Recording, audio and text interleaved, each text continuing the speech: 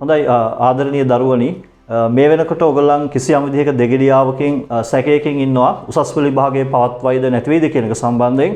හැබැයි මේ වෙන විට අපිට විශ්වාස කරන්න පුළුවන් විභාගයේ පවත්වයි කියලා. එහෙම හදිස්සියකදී විභාගයේ කල් ගියත් ඔබ පුතා මේ කොහොම හරි ඔබගේ විභාග ජයග්‍රහණය ලබා ගන්න ඕනේ. සමහරවිට මේ වසංගත තත්වයන් සාගත තත්වයන් ඉතිහාසයේ ඇවිල්ලා තියෙනවා ලෝකයේ අපි අතීතය දිහා බලපුවාම. හැබැයි මේ සියලු දේවල් తాවකාලික ඇවිල්ලා ගිහිල්ලා තියෙනවා. ඒවා ඉවර වෙලා තියෙනවා. ඉතින් පස්සේ අපි ඔබ අද ඒ පිළිබඳව සිතින් තැවි කිසියම් දෙයක මානසික ව්‍යාකූල බවකින් හිටියොත් එහෙම ඔබේ විභාග ජයග්‍රහණය අතපසු නොදුවේ පුතේ ඔයගලන්ට ඔයගලගේ ජීවිත කාලයම කිසියම් දෙයක කලකිරීමකට පත් වෙන්න වෙනවා.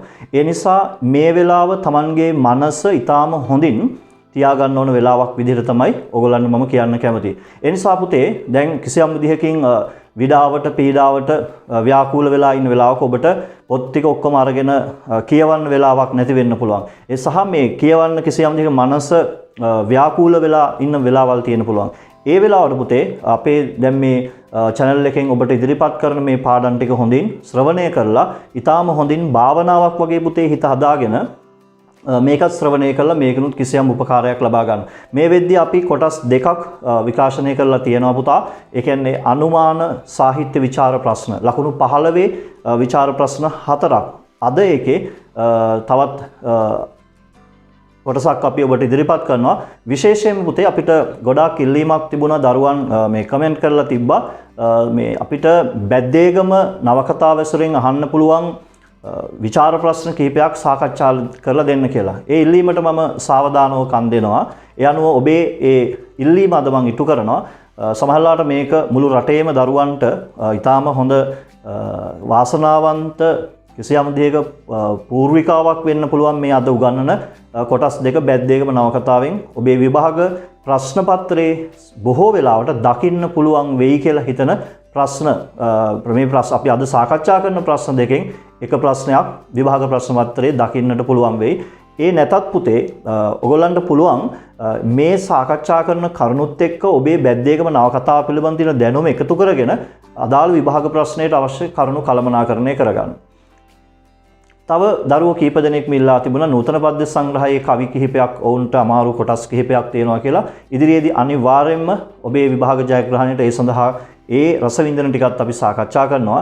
ඒකම ව්‍යාකරණ කොටස් වල කිසියම් විදිහක අපහසු කොටස් තියෙනවා කියන එක පිළිබඳව දැනුවත් කරලා තිබ්බා. ඒ වෙනුවෙනුත් වීඩියෝ පට කිහිපයක්ම ඉදිරියේදී නිකුත් කරනවා. හොඳයි. එහෙනම් දරුවනි නැවතත් මම කියන්නේ කොරෝනා වෛරසය සමාජයෙන් කවදා තුරන් වෙයිද කියන එක අපි දන්නේ නැහැ. ඒකත් එක්ක අපිට ජීවත් වෙන්න වෙයි. හැබැයි පුතේ ඔබ ඔබේ විභාග ජයග්‍රහණය කිසියම් විදිහකින් අමතක කළොත් ඔබේ විභාග ජයග්‍රහණයට ඔබ එයත් පරාජය වෙනවා. කොරෝනා වසංගතයේ ඔබ බියෙන් සැකෙන් හිටියොත් අපිට ඔබේ විභාග ජයග්‍රහණයත් පුතේ නැති වෙන්න පුළුවන්. ඒ නිසා ආත්ම ශක්තියෙන් මුහුණ දෙන්න මේ දවස් කිහිපෙම අපි ඔබට අනිවාර්යයෙන්ම උදව් කරනවා පෙර උදව් කළා වගේම. හොඳයි. බැද්දේගම නවකතාවේ පළමු වන විචාර ප්‍රශ්නය සඳහා මම තෝරගත්තේ බැද්දේගම නවකතාවෙන් පුතේ ගිය අවුරුද්දේ ඒ කියන්නේ 2019 ඇහුවේ බැද්දේගම නවකතාවේ ප්‍රධානම චරිතය තමයි සිලිඳු. බැද්දේගම චිත්‍රපටයේ නම් ප්‍රධාන චරිතය පුංචි වෙනිකා විදිහට අපිට හඳුනා ගන්න පුළුවන්. නමුත් බැද්දේගම නවකතාවේ ප්‍රධාන චරිතය සිලිඳු. සිලිඳුගේ චරිතය කොහොමද මිනිස් සමාජයත් එක්ක කැලයත් එක්ක සතා සිහිපාවත් එක්ක ගනුදෙනු කරේ කියන එක සම්බන්ධතාව පැවැත්වේ කියන එක. මේ වතාවේදී අපිට බොහෝ විශ්වාසයක් තියෙනවා බැද්දේගම නවකතාවෙන් නිරූපිත බැද්දේගම වැසියා ගෙවන කටුක දුක්බර ඉරණමට හේතු සාධක මොනවාද කියන එක සාකච්ඡා කරන්න බොහෝ දුරට අපිට එන්න පුළුවන් වෙයි. ඒ ප්‍රශ්නය එක්ක සාකච්ඡා කරන කරුණු පුතේ බැද්දේගම නවකතාව සම්බන්ධයෙන් වෙන විචාර ප්‍රශ්නයක් ඇහුවත් අපිට උත්තර ලියන්න මම හිතනවා ඔයගලන්ට ඒක දායකත්වයක් ලැබෙයි. හොඳයි. දැන් බැද්දේගම නවකතාව කියවද්දී අපිට හිතෙන්නෙම දරුවනේ අපේ මේ මුතුන් මිත්තන් ගෙව්වේ මේ වගේ කටුක දුක්බර ජීවිතයක් නේද? සමහරවිට පුතා මේ කටුක දුක්බර ජීවිතය අපි කියනවා මේ කටුක දුක්බර ජීවිතය සමහර මිනිස්සු Tamanගේ ආත්ම ශක්තිය නිසා ධෛර්යවන්තකම නිසා මේ සොඳුරු දුක්බර දිවියක් බවට පත් කරගන්නවා. එතන මේ දුක්බර වුණත් සොඳුරු කියන වචනේ තියෙනවා පුතා. ඒ කියන්නේ beauty and sadness කියන තැන. හැබැයි පුතේ බැද්දේගම වැසියන් ඒ தത്വයට පත් වෙන්න ගොඩාක් වෙලාවට පුතේ උත්සාහ දරුවේ නැහැ. විශේෂයෙන්ම ඔවුන් විසින් ඔවුන්ගේ සමීපතමයන් විසින් අනේකාව විනාශ කර කිසියම් විදිහක ඒයින් තෘප්තියක් ලැබීමේ අමුතු අවාසනාවන්ත අඳුරු අගාධයක ජීවත් වුණා කියන එක අපිට හිතෙනවා. හොඳයි එහෙනම් මේ බැද්දේගම නවකතාවේ මා ඉදිරිපත් කරු ප්‍රශ්නේ ඔබට පැහැදිලි.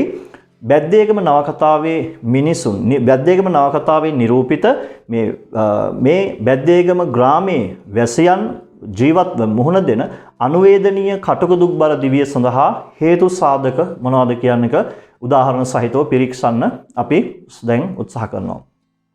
බැද්දේගම නවකතාව රචනා කරන්නේ ලෙනාඩ් වෝල්ෆ් කියන ඉංග්‍රීසි ජාතිකයා බව ඔබ දන්නවා. ලෙනාඩ් වෝල්ෆ් අධිරාජ්‍යවාදී කාලේ ලාංකික සමාජයේ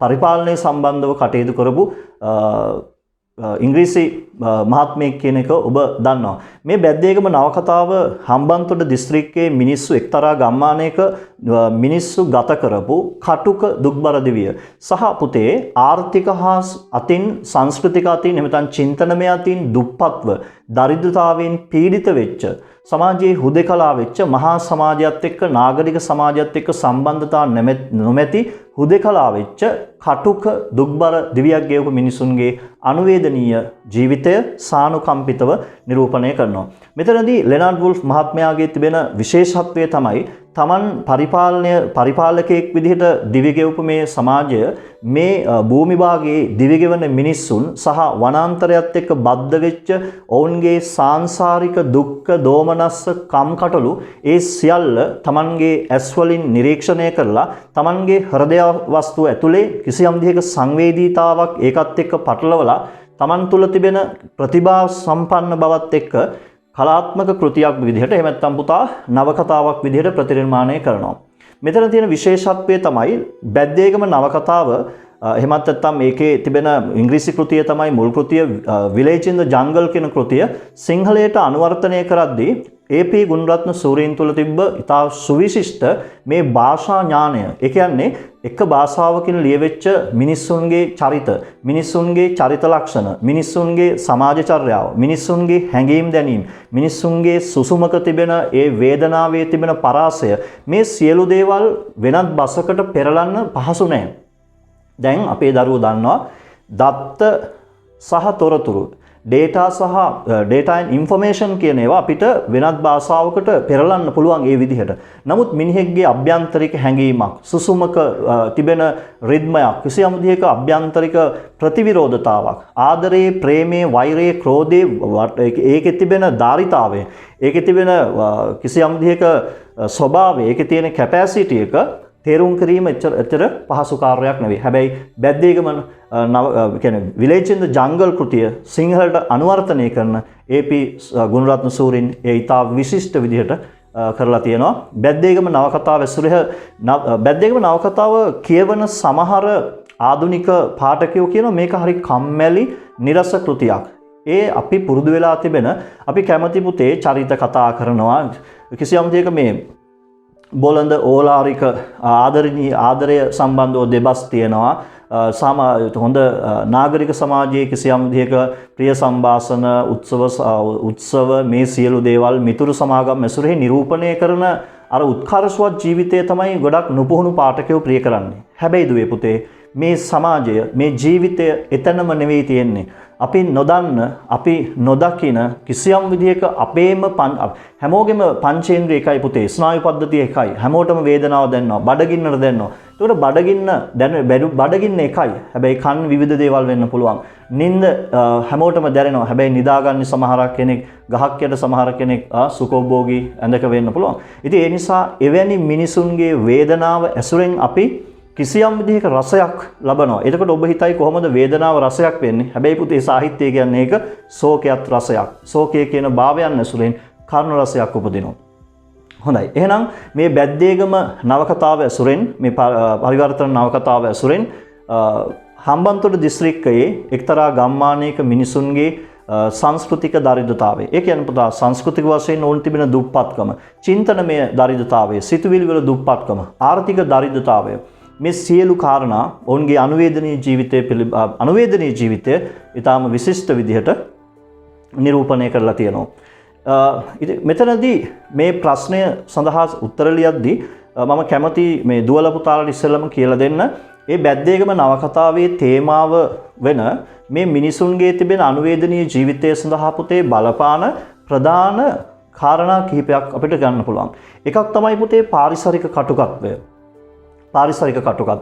අනිත් එක තමයි පුතා ආර්ථික දරිද්‍රතාවය. ඒ කියන්නේ පුතේ සරලව කියනවා මුදල් නැහැ. ඒ කියන්නේ සල්ලි නැතිකම. ඒක එයා ඒ කියන්නේ ආර්ථික වශයෙන් තිබෙන දුප්පත්කම. ඒ වගේම පුතා චින්තනයේ තිබෙන දිළිඳු බව. මිනිස්සු හිතන්නේ පතන්නේ දියුණු විදිහට නෙවෙයි. හිතන්නේ පතන්නේ තවත් මිනිස්සෙක් ආරක්ෂා කරගෙන ඔහු ජීවත් වීමේ අරමුණින් නෙවෙයි. අනිකා විනාශ කළා කිසියම් දෙයක ම්ලේච්ඡ තිරිසන් තෘප්තියක් ලැබීමේ වුණාවේ. මෙන්න මේ කාරණා. ඊට පස්සේ උග්‍ර සෞඛ්‍යමය ගැටලු. මෙන්න මේ සියලු දේත් එක්ක සහ ගැමියාගේ තිබෙන මිත්‍යා විශ්වාස, නුගත්කම ඇසුරෙහි පෙරලා යන මිත්‍යා විශ්වාස. මෙන්න මේ කාරණා කිහිපය නිසා තමයි බැද්දේගම නවකතාවේ මේ නිරූපිත මේ ගැමියා කටුක දුක්බර දිවියක් ගෙවන්නේ. එතකොට අපි ඉස්සලාම බලමු පුතා කොහොමද මේ බැද්දේගම නවකතාවේ නිරූපිත පුතේ මිනිස්සුන්ගේ ජීවිත කිසියම් විදිහකින් මේ ඊටාම කටුක වේදනාකාරී දිශානතියකට යොමු වෙලා තිබෙනවා. අපි ගත්තොත් එහෙම ඒගොල්ලන්ගේ ජීවිතවල පුතේ නියම කාලෙදී ඒ කුඩා දරුවන්ට සෞඛ්‍ය ආරක්ෂිත ක්‍රම අනුගමනය කරන්නේ නැහැ. නියම එන්නතක් කිසියම් විදිහකින් ශරීරගත වෙන්නේ නැහැ. ඒ නිසාම උන්ට වසංගත රෝග වලින් ඊටාම වසංගත සාගත වලින් උන් මිය යන්න පුළුවන්.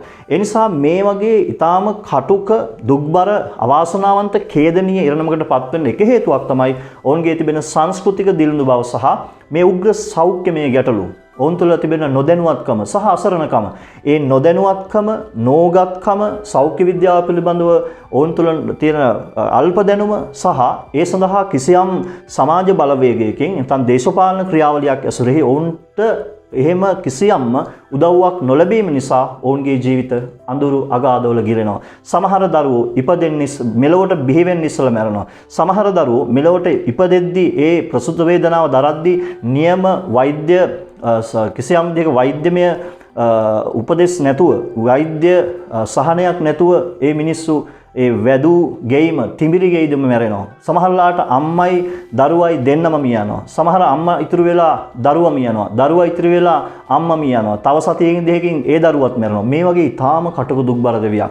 බැද්දේගම නවකතාවේ පුතේ මෙන්න මේ ප්‍රකාශයෙන් ඒක නිරූපණය වෙනවා. එතකොට මේ මම කියන උද්දෘත පාඩ ඔබ හොඳින් ග්‍රහණය කරගෙන ඒවා කඩදාසියක ලියලා පුතේ කටපාඩම් කරගන්න. මම දැන් මේ ඔබට උගන්වන මේ විචාර ප්‍රශ්නෙට උත්තර ලියන්න අවශ්‍ය කරන කරුණු ටික සංවිධානය කරද්දී ඔබ ඒක හොඳින් ශ්‍රවණය කළා. පසුව ඔබට පුළුවන් කඩදාසියකට ඒක ටික අරගෙන ලස්සන උත්තරයක් ලියන්න පුතේ. එතකොට අපි අනුමාන විචාර ප්‍රශ්න 8ක් හෝ 10ක් කියමු. මේ ටික අපි සාකච්ඡා කරනවා. ඔබට තියෙන්නේ ඒ ටික හොඳින් ශ්‍රවණය කළා ඒ ප්‍රශ්නේ කඩදාසියක ලියගෙන උදාහරණ ටික ලියාගෙන ඔබ කැමති නම් පුතේ ඔබ නිහතමානී දරුවෙක් නම් මේ උපදෙස් පිළිගන්න කැමති නම් ඔබට පුළුවන් ඒ විචාර 10 කඩදාසියල ලස්සනට ලියලා කටපාඩම් කරන්න. ඔබ හිතනවාද ඒ 10 ඔබට විභාගයේදී ඔබට වාසනාව ගේන්නේ නැහැ කියලා? අනිවාර්යයෙන්ම ගේනවා පුතේ. අත්දැකීම් වලින් කියන්නේ ඔබ පමණක් මේ 2020 කණ්ඩායම විතරක් අවාසනාවන්ත වෙන්නේ නැහැ.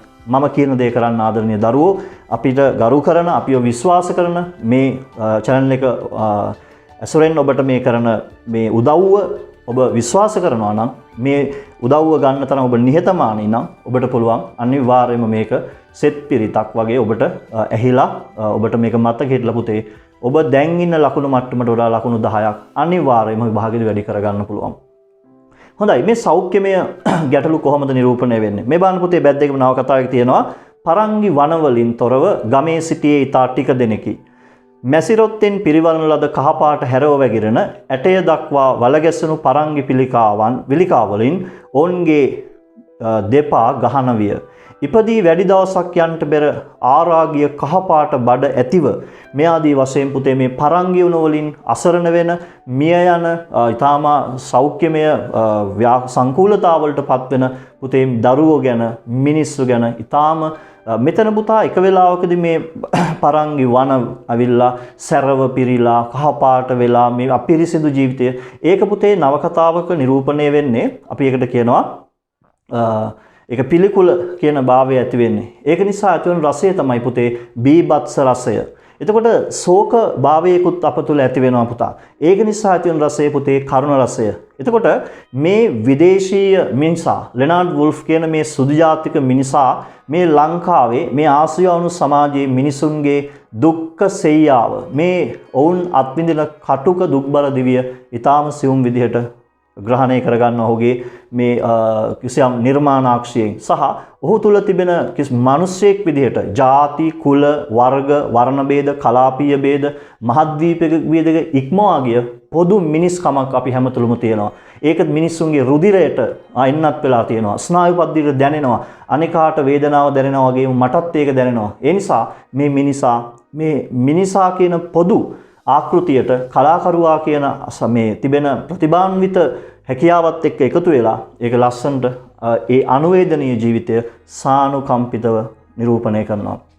ළමයි තව කාරණාවක් ගත්තොත් එහෙම අපි මේ මිනිස්සුන්ගේ මම ඔබට කිව්වා මේ සංස්කෘතික වශයෙන් දරිද්‍රතාව තිබුණා කියලා. ගම්මු අතර පුතේ සංස්කෘතිය කියන එක සමහරලාට ඔවුන්ගේ ආහාර සංස්කෘතිය අවිධිමත්. ඊට පස්සේ ඔවුන් සමහරලාට පිරිසිදු නැහැ. කිසියම් විදිහකින් ඔවුන්ගේ සෞඛ්‍යමය ගැටලු තියෙනවා. විවාහ චාරිත්‍රවල අරුබුද තියෙනවා. මිනිස්සු අතර මානව සම්බන්ධතාවල පැවැත්වෙන ඒ දේවල් වල කිසියම් විදිහක පිළිවෙලක් නැහැ. ඒ නිසා ඔවුන්ගේ තිබෙන මේ ඔවුන්ට මේ ලිංගික අපි හිතමුකෝ ලිංගිකත්වය පිළිබඳව විවාහය පිළිබඳ දරුවන් බිහිවීම පිළිබඳව ඔවුන් හදා වඩා ගැනීම සම්බන්ධව එක් පැත්තකින් සංවරකමක් නැති වෙන්න පුළුවන්. තවත් පැත්තකින් දැනුමක් නැති වෙන්න පුළුවන්. හැබැයි මේ සියලුම දේවල් කෙරෙහි කතුවරයා අහලා තිබෙන්නේ සානුකම්පිත දෘෂ්ටියක්. ඔවුන්ව හාස්‍යයට උපහාසයට ලක් කරන්නේ මේ ඔවුන් බිහිවෙච්ච පොළොව ඇතුලේ ඔවුන්ට ලැබිච්ච සමාජ ආර්ථික අධ්‍යාපනික දේශපාලන දැනුමත් එක්ක තමයි ඔවුන් ජීවත් වෙන්නේ. ඒ නිසා වනයේ ඉන්න මේ අර්ධ වනචාරී මිනිස්සු කණ්ඩායම්ගේ සමාජ ජීවිතය තමයි නිරූපණය කරන්නේ. අර්ධ ශිෂ්ටාචාරික මිනිසුන්. ඒ නිසා ඔවුන් සමීප මේ නාගරික සමාජයේ ඉන්න ශික්ෂණය වූ කිසියම් දෙයක ධනයෙන් බලයෙන් පෝෂණය වූ මිනිසුන්ට වඩා මේ සතා සිහිපාවට තමයි ඔවුන්ගේ ජීවිත සමීප. මෙතන මේ ඔවුන්ගේ විවාහ චාරිත්‍ර දැන් විවාහය කියන්නේ සංස්කෘතික කාරණාවක්. එතකොට මේ විවාහය වගේ තැන්වලදී ඔවුන් අනුගමනය කරපු පිළිවෙත බැද්දේගම නවකතාකරුවා ඊටාම පරිශනාත්මකව ඒ වගේම හරිම කලාත්මකව නිරූපණය කරනවා.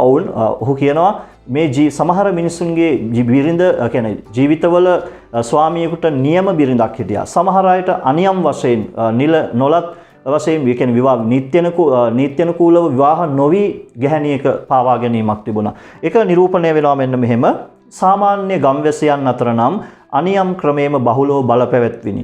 නියම භාර්යාවද හැමදෙනා විසින් එකසේ පිළිගත් නමුත් සමහර විශේෂ අවස්ථාවකදී උන් වැද්ද ගැනීමට මිනිස්සු මැලිවෙත්. ඒ නිසා කිසියම් විදිහක පිරිමින් විසින් මේ ප්‍රාකෘත මේ අර්ධ ශිෂ්ටාචාරික සමාජවල පවා පිරිමියා කිසියම් විදිහකී බලාත්මක වෙනකොට ගැහැණිය තමයි හැමතිස්සෙම පිරිමියාගේ උමනාව වෙන පෙනී සිටින ගැහැණියව තමයි දෙවෙනි තැනට දාලා අව탁ෂේරු කරන්නේ. ඒක මේ පෙරදිග සමාජවල එදා සිට අද දක්වා තියෙන කිසියම් විදිහක අනුවේදනීය අවාසනාවන්ත තත්ත්වයක්. ඒක ඔබ අද සමාජයේත් අත්විඳිනවා. කිසියම් තැනකදී අපි හිතමුකෝ විවාහයකදී එහෙම නැත්නම් ආදර සම්බන්ධයකදී කිසියම් විදිහක තුන්වැන්නෙක්ගේ මැදිහත් වීමක් හෝ වෙන යම් ප්‍රශ්නයකදී අවමන් විඳින්නේ කවුද? ගැහැණිය. එතකොට මෙන්න මේ පෙරදිග සමාජවල තිබෙන මේ කාරණාව මේ සංස්කෘතික කාරණාව සියුම් විදිහට එතනදී හෙළවෙනවා. එතකොට ඊළඟට පුතා අපි සාකච්ඡා කරන්න පුළුවන් අපිට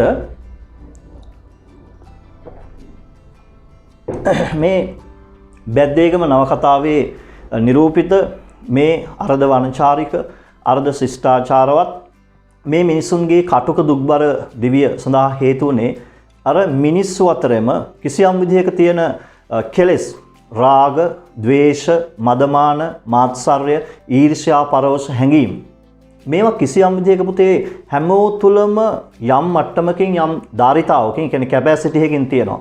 යම් රේන්ජ් එකක් තියෙනවා. එතකොට මෙතනින් එහාට කිසියම් රේන්ජ් එකක් ඉක්මවා ගියාම ධාරිතාව ඉක්මවා ගියාම එතන මිනිස්සු එක්කෝ Tamanට හානි කර ගන්නවා. එහෙම නැත්නම් අනිකාට හානි කරනවා. ඒ කියන්නේ ඊර්ෂ්‍යාව වෙන්න පුළුවන්. කුහකකම වෙන්න පුළුවන්. එතකොට දියුණු ශිෂ්ට සම්පන්න සමාජයක මිනිස්සු කරන්නේ නෑ ඊර්ෂ්‍යාව කියන්නේ මේ වගේ හැඟීමක්. කුහකකම කියන්නේ මේ වගේ හැඟීමක්. රාගය කියන්නේ මේ වගේ හැඟීමක් කියලා ස්වං විනයක්, ස්වං පාලනයක් මිනිස්සුන්ට තියෙනවා. එක්කෝ ඒක Taman ලැබපු අධ්‍යාපනයේ කිසියම් දෙයක හික්මීමක් ආගමික ශික්ෂණයකින් ලැබෙනවා. නමුත් ඔවුන්ට එහෙම එකක් නැහැ. ඒ නිසා ඔවුන්ගේ සමහරලාට Tamanගේ පැවැත්ම සහ Tamanට අනේකා අභියෝගයක් වුණාම මිනිස්සු කරන්නේ ඔවුන්ට කිසියම් විදිහකින් ම්ලේච්ඡ විදිහට සලකනවා. ඒකේ ඊටාම පැහැදිලිව, ඊටාම අනුවේදනීය විදිහට ඒ අවස්ථාවට ගොදුරු වෙන්නේ සිරිඳුගේ එක දියණියක වන හින්නිහාමි. හින්නිහාමි මුහුණ දෙන කටුක දුක්බර අවාසනාවන්ත අත්දැකීම අදටත් අපි ප්‍රාර්ථනා කරන්නේ මේ දියුණු සමාජවල නෙවෙයි කවදා කොතැනක වුණත් අනාගතේ වුණත් මේ ලෝකේ යුවතියකට අත් නොවේවා කියන එක. මේ පුංචි හින්නිහාමිව කිසියම් විදිහකින් තමන්ගේ කරගන්න. ඒ කියන්නේ තමන්ගේ දැන් මේකේ ගොඩාක් තැන්වල ඇතැම් බලාත්මක කියන්නේ ඔවුන්ට ඒ සමාජය ඇතුලේ බැද්දේගම වගේ ගමක් ඇතුලේ කිසියම් බලයක් තිබුණේ අකුරු ලියන්න පුළුවන් නම් නම ලියා ගන්න පුළුවන් නම් ආරච්චිල වෙනවා. කිසියම් විදිහකින් මුදල් ටිකක් තිබ්බොත් බලාත්මක චරිතයක් වෙනවා. එහෙම. එතකොට ඒ චරිත ඒවැ ඉන්න ස්ත්‍රියගේ තිබෙන යම් රූප සෞන්දර්යයක් මధుර භාෂණය කියන්නේ ලස්සන කටහඬ සුරූප දේහ විලාසය ලස්සන දේහ විලාසය මේකට වසඟ වුණාම ඔවුන් උත්සාහ කරනවා කොහොම හරි ඔවුන්ව Tamanගේ වසඟයට ගන්න. ඒ යෝතිය කසාද බැඳලාද එහෙම නැත්නම් මේ නාඹර වයසේ පසු වුණ කෙනෙක්ද වැඩිවිය පැමිණලාද එහෙම නැද්ද ඒව තරම්වත් හිතන්නේ නැති අවිනීත මිලේච්ඡ අසංස්කෘතික පිරිමි හිටියා. එතකොට පුංචිරාල වෙදරාල කියන්නේ අන්න ඒ වගේ මිනිසෙක්. ඔහුට අවුරුදු 38ක් වගේ වයස. ඊතරම් කායික මානසික නිරෝගීකමක් පවා නැති කෙනෙක් මේ ඊටාම සුහුඹුල් යෞවනියක පාවා ගන්න උත්සාහ කරනවා. ඒ තමයි හින්නිහාමි. ඒ සඳහා ඊටාම ගම්මුන්ගේ තිබෙන නෝගත්කම ඒක අසරණකම ගම්මුන්ගේ තිබෙන මිත්‍යා විශ්වාස ඒකට ඔහු ඊටාම සියුම් විදිහට ප්‍රයෝගයක් විදිහට යොදා ගන්නවා. ඔහු කිසියම් විදිහකින් මේ සිනිඳුයි ඊට පස්සේ මේ කර්ලිනා හාමියෝයි බය කරලා මේ දෙවියන් පිළිබඳව යක්ෂයන් පිළිබඳව සන්‍යාසීන් පිළිබඳව නොපෙන්න බලවේග පිළිබඳව ඒ දේවල් ඉස්සරහට දාලා කෙසේ හෝ Tamanගේ අභිප්‍රාය ඉෂ්ට කරගන්නවා. ඒක ඊටාම ශිෂ්ට සම්පන්න දියුණු සමාජයක ස්ත්‍රියකට කෙසේවත් නොවිය යුතු කාරණාවක් විදිහටයි අපි දකින්නේ. මෙතන එක තැනක කියනවා ඔහු Tamanගේ පියාගේ තිබෙන මේ මන්ත්‍ර බලය පිළිබඳව ඔවුන්ට ඉදිරිපත් කළා ඔවුන්ව බය කරලා කෙසේ හෝ මේ හින්නිහාමිව Tamanගේ වසඟයට ගන්න ඔහු පසුබිම සකස් කරගන්නවා. මං කැත මිනිහෙක් වලහ පැන්නයින් පස්සේ මං වඩාත් කැත වුණා. ගෑන් ළමයෙකුට ගැළපෙන මිනිහෙක් නෙවෙයි මම. කෝරාල මහත්තයත් එහෙම කැත මිනිහෙක් තමා. ඒත් අපේ අප්පොච්චිගේ මන්තරේට නෑවිත් බැරිය ගියා. එතකොට මේ කෝරාල මහත්තයා කියන චරිතයකට ඊටාම මේ අවලස්සන කඳ බඩ ටිකක් ආරහු මිනිස්සෙක් මේ රූමත් තරුණියක මේ ආරච්චිලගේ තාත්තට කියලා මන්ත්‍රයක් ජප කරලා ගෙන්ව ගත්තා කියන කාරණාව. ඉතින් මෙහි අවසාන ප්‍රතිඵලය වෙන්නේ මොකද්ද? හින්නිහාමි අවාසනාවන්ත විදිහට මේ Tamanට වඩා වයසින් වැඩි කිසියම් විදිහක ආදරයක්, කරුණාවක්, ජීවිතය පිළිබඳ හික්මීමක්, සෞන්දර්යයක් නැති මිනිහෙකුට නිකං Tamanගේ කය පාවලා දෙනවා. ඒක කොච්චර අවාසනාවන්ත තත්වයක්ද? එතකොට එතනදී ඒ පුංචිරාල වෙදරාල හින්නිහාමිව Tamanගේ වසඟයට ගත්තට පස්සේ අවසානයේදී මොකද කරන්නේ? අවසානයේදී වෙන්නේ ගම්මුන් එක්ක එකතු වෙලා විශේෂයෙන්ම ගමේ ආරච්චිලත් එක්ක එකතු වෙලා හින්නිහාමි සහ මුවපැටියා නිසා තමයි මේ ගම්මුන්ගේ දරුවන් කිසියම් දෙයක වසංගත රෝග හැදෙන්නේ අවාසනාවන්ත ලෙස මිය යන්නේ කියන මිත්‍යා සංකල්පය ගම්මුන්ගේ ඔළුවට දානවා. ඒ සඳහා වුන් ඊටාම වනාන්තරයේ ඉන්න දඩයක්කාර රැලක් මේ මුවනාම්බු ටිකක් දඩයන් කරනවා වගේ දඩයන් කරන්න සැලැස්මක් හදනවා වගේ හින්නිහාමිව ම්ලේච්ඡ අවාසනාවන්ත විදිහට මරලා දාන්න තරම් තිරිසන් ම්ලේච්ඡ රැලක් විදිහට කටයුතු කරනවා. ළමයාගේ මරණයට එකම හේතුව හින්නිහාමිත් මුවාත් බව වෙදරාලගේද ආරච්චිලගේද තීරණය විය. පුංචිරාලත් බබෙහාමිත් අතර කසුකුසු බොහෝ විය. ඔවුන්ගේ හිතවත් ගම්මුන්ද ගෙදරට කැඳවන ලද්දේය. එතකොට ඔවුන් ළමයි ප්ලෑන් කරනවා පුතේ. කියන්නේ ඔවුන් කිසියම් දෙයකින් මේකට සැලසුමක් යොදනවා. හින්නිහාමිව වනාන්තරයේ මුවත් එක්ක ඉන්නකොට මරා දාන්න ඕනේ. මේ මරලා දාන්නේ පුතේ එක වෙඩි පහරකින් නෙවෙයි. මේ මරලා දාන්නේ ඊටාම ම්ලේච්ඡ දඩයක්කාර අසංස්කෘතික ප්‍රාකෘත සමාජවල මිනිස්සු එක්ක මරලා දානවා වගේ. මේ බලන්න ඒ අවස්ථාව ඊටාම පාඨකයා තුළ කම්පනයක් මේ වගේ ම්ලේච්ඡ අසංස්කෘතික සමාජ සිංහල සමාජවල තිබුණද කියන තරමට හැඟෙන්න අපිට කිසියම් කම්පාවක් අනුවේදනීය තත්වයක් අපිට ඇති කරනවා.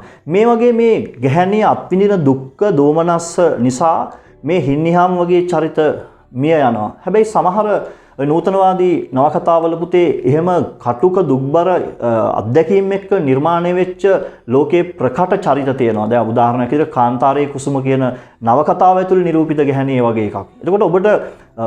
එතකොට අපිට හින්නිහාමි කිසියම් දියකින් අපේ තිබෙන ඒ අවාසනාවකට හින්නිහාම් වගේ චරිත මියදෙනවා, පොළවට එකතු වෙනවා. හැබැයි පීඩාව අරගලයක් කරගෙන ඒකෙන් පන්රේ ලබලා ජීවත් වෙලා ජීවිතය ජයගත්තු අර්ථවත් දිශානතයකට යොමු කරපු ගැහැණු අයත් මේ ලෝකේ ඉන්නවා.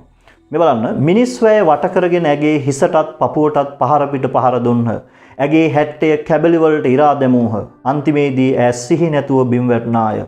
එතකොට ඊටාම ම්ලේච්ඡ විදිහට ඔවුන් තුළ තිබෙන අර කැකෑරෙන රාගය, රාගයෙන් උමතු වීම, ඒකත් එක්ක තියෙන කුහකකම, ඊර්ෂ්‍යාව, මේ ස්පීඩාව, මේ පරිගැනීම, මේ සියලු දේ එකතු වෙලා අර ගැහැණිය අර ලේ මස් ඇටනහර වලින් හැදිච්ච පංචස්කන්ධයෙන් යුක්ත මෘදු මේ ගැහැණියව ගල් ගහලා පපුවට තඩි බාලා විනාශ කරලා දානවා. මෙන්න මේ වගේ ගම ඒ කාලේ සුන්දර නැහැ. දැන් අපි සමහරලාට අපි අපේ මේ අතීතකාමයේ කියන මේ නොස්ටැල්ජියා කියන කාරණාව නිසා අතීතය හොඳයි වර්තමානය රුදුරුයි කියලා අපි කියනවා. ගම හොඳයි නගරය දරුණුයි කියලා අපි කියනවා. එහෙම නැහැ ළමයි. නගරයේත් හොඳ දේවල් තියෙනවා. කිසියම් දෙයක නරක දේත් තියෙනවා. ගමේත් හොඳ දේ තියෙනවා. ඒ වගේම තා අවිනීත අසංස්කෘතික මිලේච්ඡකනුත් තියෙනවා. ඒ නිසා එහෙම හොඳද නරකද වෙන්නේ ප්‍රදේශය අනුව නෙවෙයි මිනිස්සු කවුද කියන එකත් එක්ක. එතකොට මේ බැද්දේගම නවකතාවේ තව ඊටාම පැහැදිලිව මේ දුවල පුතාලා දන්නවා මේ උග්‍ර පාරිසරික කටකත්වය. පුතේ දැන් මේ හුළඟක පවා තියෙන්නේ දුහවිල්ලත් එක්ක එන උණුසුම තියෙන්නේ. ගස් කොළන් මැලවිලා බොහෝ කාලයක් අවුරුද්දේ තියෙන්නේ නියඟය වර්ෂාව නැහැ. ඒ නිසා මෙන්න මේ පීඩාව මෙන්න මේ පාරිසරික කටුකත්වයක් බලපානවා. මේ බලන්න ඒකාකාර ජීවිතයත් දැඩි උණුසුම් වාතයේ සමග කෙලවරක් නැති ගසුත් කෙලවරක් නැති කම්කටොළුත් හමුවේ ඔවුන්ගේ චේතනා ශක්තියත් කල්පනා ශක්තියත් වේදනා ශක්තියත් විලීනව මිය යන්නේය. තුරුපතා මේක ඒකාකාර ජීවිතය කියන්නේ ජීවිතයේ සෞන්දර්යයක් නැහැ. යම් දෙයක් කනවා සමහරලාට උදේට කුරහන් කැඳ, දවල්ට කුරහන් රොටි, රැට කුරහන් පිට්ටු. ඒක දඩමස් ටිකක් කනවා, මොනවා හරි කැලෑ කොලයක් කනවා. එතකොට ජීවිතේ අපේක්ෂිත අරමුණු හරි අඩුයි. ඉදිරි සෞන්දර්යයේ බලාපොරොත්තුවක් නැහැ. ජීවිතේ ඒකාකාරී. මැසි මදුරු කරදර මේ නයි පොළොංගුත් එක්ක හැප්පෙන කටුක දුක්බර දිවියක් ගෙවන්නේ. ඒත් එක්කම මෙයා සංකේත ඔක්කොම දැඩි උණුසුම් වාතය කියන පුතේ පාරිසරික කටුකත්වය. එතකොට බඩගින්න කියලා කියන්නේ ආර්ථික දරිද්‍රතාවය. මේ සියලු දේවල් එක්ක තමයි ඔවුන්ගේ ජීවිත අඳුරු දිශානතයට යොමු වෙන්නේ. එහෙනම් මේ දුවල පුතාලට මම හිතනවා මම මේ කතා කරපු උදාහරණත් එක්ක ටික රැස් කරගෙන මේ කතා කරපු දේශනයත් හොඳට සවන් දීලා මේ ਵਿਚාරයට පුරුදු වෙන්න පුතේ. බොහෝ වෙලාවට ඔබේ වාසනාව තියෙන්න පුළුවන් විභාගෙදි ගොඩක් වෙලාවට ඍජුව මේ ප්‍රශ්න ඇහුවේ නැතත් මේ සාකච්ඡා කරන කරුණු මට හිතෙනවා අවසාන මේ දවස් කිහිපයේ ඔබට මේවා නිරන්තරයෙන් අහනකොට පුතේ මා පාඩම් කරලා පොතපතේ තියෙන කරුණුත් එක්ක සමහරලාට මහන්සි වුණාම මේක බොහොම නිදහසේ අහද්දි ඔබට බොහෝ නිදහසේ මනසට පීඩාවක් නැතුව කරුණු ටිකක් මතක තියාගන්න පුළුවන්. හොඳයි. ඊළඟ ප්‍රශ්නය තමයි බැද්දේගම නවකතාවේ මම සාකච්ඡා කරන විභාගයකදී පුතේ නවකතාවක් සම්බන්ධයෙන් අහලා තියෙන ප්‍රශ්න ගලපුවාම සහ අහලා තියෙන මේ පිළිවෙල ගත්තාම පළවෙනි අවුරුද්දේ දෙවෙනි අවුරුද්දේ තුන්වෙනි අවුරුද්ද වගේ වෙද්දී අනිවාර්යයෙන්ම මේ නවකතා කරුවා අන්තර්ගතයේදී දැන් ඉස්සර කතා කරපු ඒ කිසියම් කටුක පීඩාකාරී පරිසරයක් නිරූපණය කරනවා. ඒකට හේතු අහලා තියෙනවා. ඒ වගේම නවකතාව පුතේ තියෙන ඊටාම දියුණුම ශිල්පීය ලක්ෂණය තමයි නිර්මාණාත්මක බස. ඒ පිළිබඳව අහලා තියෙනවා. ඒ නිසා ඔබ හිතනවාද භාෂාව පිළිබඳව නවකතාවකින් ਵਿਚාරයක් අහන්න නැහැ කියලා? නෑ, අහනවා. සමහරලාට මේ අවුරුද්ද විය හැකියි. මම මේ කතා කරන විචාර ප්‍රශ්නය ඔබට මේ අවුරුද්දේ විභාග ප්‍රශ්න පත්‍රයේ දකින්න හම් වෙන්න පුළුවන් විය හැකියි. මොකද්ද ප්‍රශ්නේ පුතේ? බැද්දේගම නවකතාව සාර්ථක නිර්මාණයක් වීම සඳහා කතුවරයා භාවිත කොට ඇති භාෂා උපක්‍රම එහෙමත් නැත්නම් නිර්මාණාත්මක භාෂා උපක්‍රම පිළිබඳව විමසීමක යෙදෙන්න. ළමයි මේ නවකතාව රචනා මේක ඉංග්‍රීසි කෘතියක් කියලා ඔබ කලිනුත් දැනගත්තා. මම කිව්වා පුතේ ඒ තමයි ලෙනාඩ් වුල්ෆ් මහත්මයාගේ Village in the Jungle කෘතිය. මේක සිංහලට පෙරලන්නේ AP ගුණරත්න සූරීන්.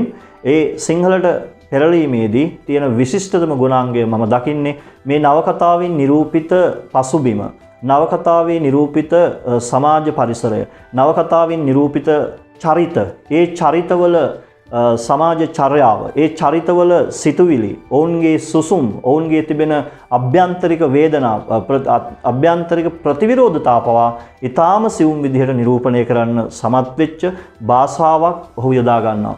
එතකොට අපිට මේක විදේශීය භාෂාවකින් ලියපු කෘතියක් නෙවෙයි.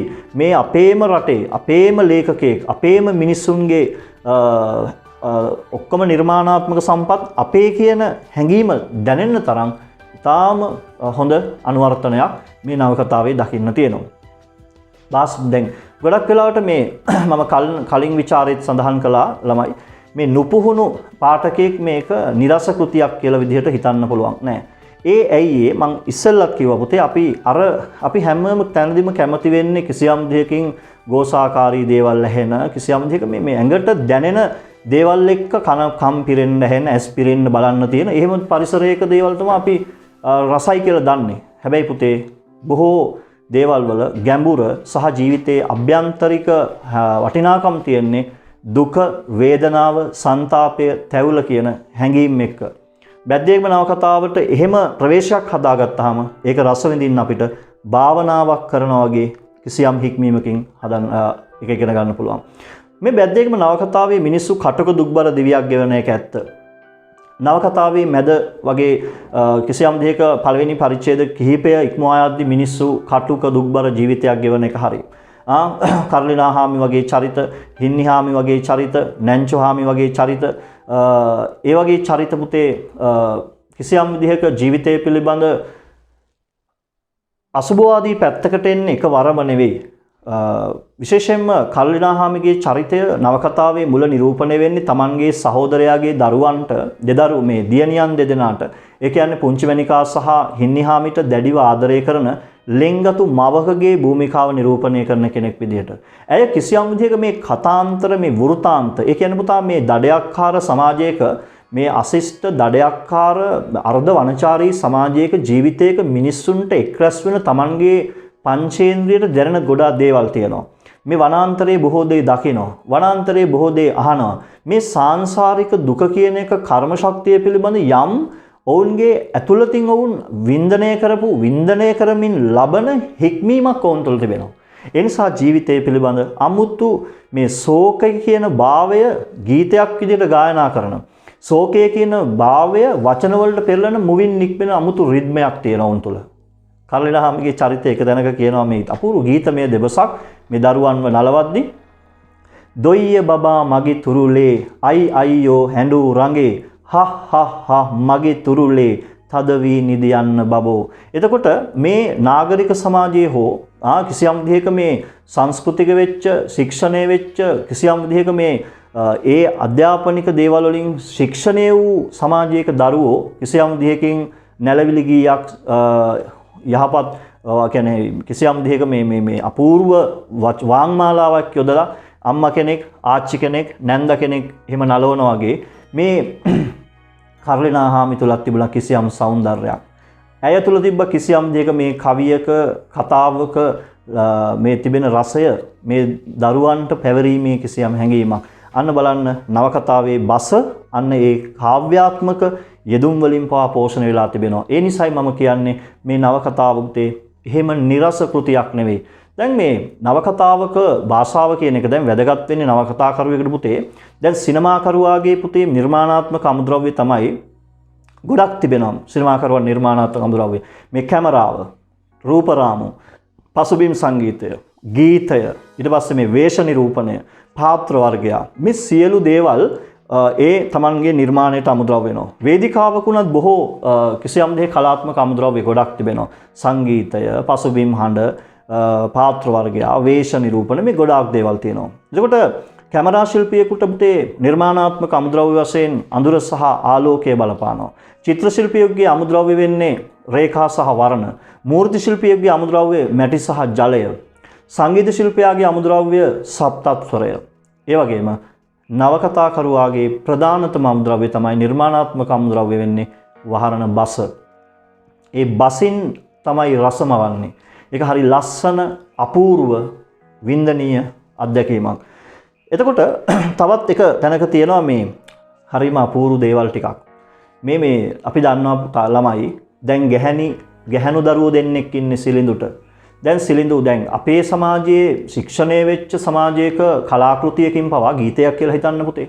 ගීතයකින් පවා මේ තාත්තා කෙනෙක් මේ දියණියන්ට ආමන්ත්‍රණය කරන්නේ බොහොම අපූර්ව සාහිත්‍යමය වචන වලින් හැදිච්ච කාව්‍ය රචනා වලින් ගීතමය දෙබස් වලින්නේ. චන්ද්‍ර මණ්ඩලයේ සැඟවුණු පුංචි සාවියේ මන්ද කියා පන්නු කියා සැඟවිලා ගියේ පාන නිවුණු සේපාලුයි ලයිම් කාමර මේ වගේ වචන. ඊට පස්සේ දුවේ නුඹ වගේ ප්‍රාණයයි ඒ වගේ වචන. එතකොට මේ සිංහා වුණාට්ටෙත් එහෙමයි. ඇයි සුදු දුවනිය නුඹවත් නොසිටියේ සොහයුරා නම් ඔලොමොල ගතිය ඇත නුඹ මෙන් මෘදු නැත රත්තරන් දුවේ අපේ රත්තරන් දුවේ මේ වගේ. හැබැයි සිලිඳුට එහෙම වචන නැහැ පුතේ. සිලිඳු එහෙම පාසලකින් හික්ම වුණු, එහෙම සංවරකමක් හදාගත්තු, එහෙම ලස්සන වචන ටිකක් ඉගෙනගත්තු සාහිත්‍යයකින් හික්මුණු තාත්තා කෙනෙක් නෙවෙයි. හැබැයි ඒ වචන නැති වුණාට ආදරය කියන එක ලේවලට දැනෙනවා. ආදරය වලට මේ මගේ ඥානය, මේ මගේ ලේසුවඳය කියන එක සිලිඳුට දැනෙනවා. දරුවන්ට කතා කරන්නේ, දියණියන්ට කතා කරන්නේ මගේ ගෙම්බි පැටික්කේ. අන්න බලන්න පුතේ නවකතාකරුවා ඊටාම සියුම් විදිහට මේ චරිත ජීවත් වෙන්නේ කොහෙද? මේ චරිත මොනවද කරන්නේ? ඔවුන්ගේ රැකියාව මොනවද? ඔවුන්ගේ තිබෙන අධ්‍යාපනික මට්ටම මොකද්ද? එතකොට සිලිඳු බැද්දේගම ජීවත් වෙලා වනචාරියෙක් විදිහට ලන්ඩන් වල වගේ කතා කරන, එහෙම නැත්නම් මේ කොළඹ නගරේ කතා කරන භාෂාවකින් කතෝරය ලියන්නේ නැහැ. අන්න බලන්න ඒ කතෝරයාට තිබ්බ ඒ ප්‍රතිභා ශක්තිය කියන්නේ අන්න ඒක. එතකොට මෙන්න මේ ඔවුන්ගේ ජීවිතවලට සහකම්පණය වෙලා, ඒ කියන්නේ ඔවුන්ගේ දුක හොඳින් තේරුම් අරන් ඔවුන් භාවිත කරන වාක්කෝෂය නිර්මාණාත්මක විදිහට පාවිච්චි කරනවා. කියනවා ගෙම්බි පැටිත්තියේ ඇයි උඹ විලාත හැරලා ආවේ? උඹේ පුංචි බලට ඇති වෙන්න කෑම නැද්ද? ඒකේ බතුයි පොළුයි අඹයි පුංචි කුරක්කන් රොටි. එතකොට මේ හැමදේම සංකේත. මේ ගෙම්බි පැටික්කියෝ කියලා ආමන්ත්‍රණය කරන්නේ තමන්ගේ මේ දියණියන්ට. උඹ විලාත හැරලා යනවා කියන්නේ මේ කුටුම්බය තමන්ගේ මෙතනින් අතහැරලා ගිලිහිලා යනවා වගේ. සිංහ සීවලිය ලෙන අතහැරලා යාම වගේ කම්පනයක් තමයි සිලිඳුට දැනෙන්නේ. තමන්ගේ දියණිවරු මේ දැන් විශේෂයෙන්ම පුංචි මැනිකා මේ බබුන් එක්ක කිසියම් දෙයක මේ සරණ මංගල්‍යයක් කරගෙන යද්දි දැනෙන්නේ එහෙම. එතකොට බබුන්ට අයිති වෙද්දි හින්නිහාමිව පුංචිරාල්ට අයිති වෙච්චි දැනෙන්නේ එහෙම. එන සිලිඳු තුල පුදුම කම්පනයක්, අනුවේදනීය හැඟීම් ගොන්නක් ඔහු තුල තිබෙනවා. ඔහු දඩයක්කාරයෙක් තමයි. හැබැයි දඩයක්කාරයෙක් වෙන්නේ, ඔහු දඩයක්කාරයෙක් වීම යථාර්ථයක් පුතේ. ඔහු එක්කෝ වනාන්තරේ ඉඳලා ඔහුට වෙන්න පුළුවන් භූමිකා දෙකයි පුතේ. එක්කෝ දඩයක්කාරයෙක්, එක්කෝ තාපසයෙක්. හැබැයි සිලිඳු තෝරගන්නේ දඩයක්කාරයා කියන භූමිකාව. තාපසයෙක් වෙන්න තරම් ඔහුට ශික්ෂණය මදි. ඔහු යථාර්ථය, ඔහු වනාන්තරේ නම් දඩයක්කාරයෙක්. ඒ නිසා ඔහු දඩයක්කාරයෙකු ඉඳලා දැන් මුලින් මේ දරුවෝ ඉපදුනාට පස්සේ ඔහුගේ බිරිඳට පපුවට තඩි බාමින් කෑකෝ ගහමින් පරට්ටි මේ ගැහැණු දරුවෝ වැදුවයි කියලා කෑමොර දෙනවා. ඒක යථාර්ථයක් පුතේ. ඇයි? ඔහු දඩයක්කාරයෙක්. ඔහුට අවශ්‍ය වෙන්නේ Tamanගෙන් පසුපසින් අත්වැල් සපයගෙන යන්න තුවක්කුව හුරු වෙච්ච පිරිමි දරුවෙක්. දුන්න ඊතලයේ හුරු වෙච්ච පිරිමි දරුවෙක්. හැබැයි ඒ Tamanගේ රුධිරයේ සුවඳ අර ගැහැණි දරුවෝ දෙන්න අඬනකොට Tamanගේ ඥානමය හිමිකම Tamanට දැනෙනකොට ඒ දරුවන්ට ආදරය කරන්න පටන් ගන්නවා. මගේ ගෙම්බි පැටික්කිය කියලා පටන් ගන්න පුතේ. කොච්චර ලස්සන භාෂාවක්ද. චරිතවලට ගැළපෙන, ඔවුන්ගේ සමාජ පරිසරයට ගැළපෙන ආධ්‍යාත්මික සම්බන්ධතා සියුම් විදිහට නිරූපණය කරන්න සමත් භාෂාවක් යොදාගන්නේ. එතකොට සිල්ලු සමහර තැන්වල ගොරවන්නේ බල්ලකුමෙන් කියලා කියනවා. ඇයි මේ චරිත පුතේ සමාන කරන්න ගැලපෙන්නේ වනාන්තරේ ඉන්න සත්තු තමයි. ඒකට හේතුව ඔවුන්ට සමීප මිනිස්සු නෙමෙයි සත්තු. හැම තැනකදී මේ සමාන කිරීම ගන්නවා පුතේ. පුංචි මණිකා මුවැත්තියක් වාගේ කියලා නවකතාකරුවා කියන්නේ. එතකොට මෙන්න මේ ආකාරයට. එතකොට ඒ වගේ එතකොට මේ නවකතාකරුවා පුතේ ඊටාම සියුම් විදිහට මේ චරිතවලට ගැළපෙන විදිහට භාෂාව යොදා ගන්නවා. ඒ කියන්නේ මේ දැන් අපි උදාහරණයක් විදිහට දැන් සිරිඳු තමන්ගේ දරුවන්ව නලවන්නේ ගෙඹි පැටිත්තියේ කියලා. ඒක පුතේ දැනෙන විදිය. නවගත්තේකම කෙටි කතා කරුවා ස්නේහය කෙටි කතාවේ ඒ පිංචි මහයියා එතකොට මහලු රංකිරා ඒ කියන චරිත තමන්ගේ දරුවන්ට ආදරය කරන විශේෂයෙන්ම මහලු රංකිරා දරුවන්ව මේ සමාන කරන්නේ ආදරය කරන්නේ මේම මගේ වියට ගෙඩිය කුරහන් කරලා වගේ වචන. අන්න බලන්න නවකතාකරුවෙක් කෙටි කතාකරුවෙක් තුළ තියෙන පුතේ ඊටාම සියුම් ගුණාංගය තමයි මේ චරිතවලට ගැළපෙන බස යොදා ගන්න එක. ඒකට මෙතනත් එහෙමයි පුතේ. දැන් අපේ සමාජයේ දියුණු නාගරික සමාජයේ දරුවෙකුට දියණියකට තාත්තා කෙනෙක් කියන්න පුළුවන් මයි ඒන්ජල් මගේ සුරංගනාවි මගේ මැණික් කැටේ මගේ හුරතලි එහෙම කියන්න පුළුවන්. හැබැයි පුතේ මේ සිලිඳු දන්නේ මේ දේවල්. සිලිඳු ඒන්ජල් කෙනෙක් ගැන දන්නේ නැහැ. සුරංගනාවියෝ ගැන දන්නේ නැහැ පුතේ. සිලිඳු දන්නේ වනාන්තරයේ අහිංසක පැටවු ගෙඹි පැටිත්තියෝ මුව පැටිත්තියෝ විදිහට. හොඳයි. ඒකම අපිට මේ නවකතාවේ යම් තැනක මේ ආදරය දැන් මිනිස්සු කොච්චර දඩයක්කාර සංස්කෘතියක ජීවත් වුණත් අසංස්කෘතික සමාජවල ජීවත් වුණත් Tamanගේ පංචේන්ද්‍රියට දැනෙන කිසියම් විදිහක හැඟීම් ටිකක් තිබෙනවා. මේ රති කියන භාවය අප හැමතුලම පෘථග්ජන මිනිස්සු තුළ තියෙනවා. ඒක කවුරු හරි දැක්කහම උද්දීපනය වෙනවා. Taman ලස්සන කටහඬක් ඇහුවාම උද්දීපනය වෙනවා. සිනිඳුරුගේ දියණියක් වන මේ පුංචි මණිකා මේ බබුන් තමන්ව වනාන්තරයේ මැදදී කිසියම් දෙයකින් නවත්තගෙන ඇයව කිසියම් දැඩි ලෙස ඇයගේ අතින් අල්ලගෙන එයාට ආදරය ප්‍රකාශ කරන වෙලාව ඇයගේ ශරීරයේ ලේ උණුසුම් වෙන වෙලාවක්.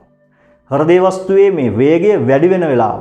මේ රාග නිස්ෘත බැල්ම මේ රාගයත් එක්ක තියෙන කෙඳිරිලි මේ හඬ මේ ඊටාම සියුම් විදිහට නවකතාකරුවා ශෘංගාර රසයක් දැනවෙන විදිහට ඉදිරිපත් කරනවා මෙන්න මේ වගේ තැන්වල පුතේ. පුංචි මණිකා හෙමින් අඩිපාරේ පහළට ගමන් කළාය.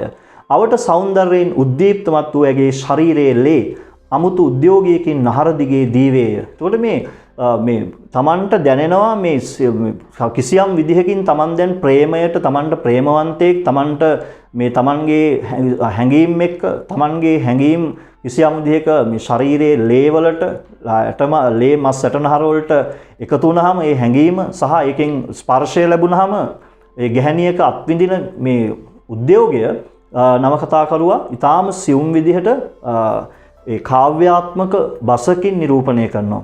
එහෙනම් මේ නවකතාවේ භාෂාව පුතේ ඊටාම පොහොසත් භාෂාවක්. නවකතාවක එමෙතන මේ නිර්මාණ කෘතියක නිර්මාණාත්මක භාවය මේ භාෂාව නිර්මාණාත්මක වශයෙන් පුතේ දියුණු වෙන්න තව හේතුවක් තමයි මේ සජීවී සංවාද කතනය. කියන්නේ මේ දෙබස් මේ චරිත නේද චරිත අතර තිබෙන පුතේ දෙබස් සංවාද. දැන් බොළඳ නවකතාවකුණත් මේ දැන් ඔයගොල්ලන් අපි මිනිස්සු විදිහට පුතේ පොදුවේ හැම දෙයකම නේද ඔය බොළඳ දේවල් පවා ආස කරන තැන් අපි තියෙනවා ජීවිතේ එක්තරා කාලවලදී. හරි උදාහරණයක් විදිහට සමහර නවකතාවල තියෙනවා මේ පෙම්වතුන්ගේ දෙබස්. ඒවට අපි ආස කරන කාලයක් තියෙනවා. ආස කරන කිසියම් විදිහක කාලයක් තියෙනවා ජීවිතේ. ලොකු අයියා කාලාද? නෑ සුදුනන්ගේ මම කාලා නෑ. ලොකු අයියා කන්න කැමති මොනවද? ඉන්දියාප්පයි සම්බෝලයි විදිහට මේ අමුතු මේ රොමැන්ටික් දෙබස් තියෙනවා පුතේ. ඒක නිසා මේවා අපි පොඩි අපේ මිනිස් ගතිය නිසා මේවට ඇලුම් කරනවා. මේ නවකතාවෙත් එහෙම දෙබස් තියෙනවා. ඒ කියන්නේ චරිත අතර දෙබස්. මේ මම කියන දෙබස එහෙම රොමැන්ටික් එකක් නෙමෙයි.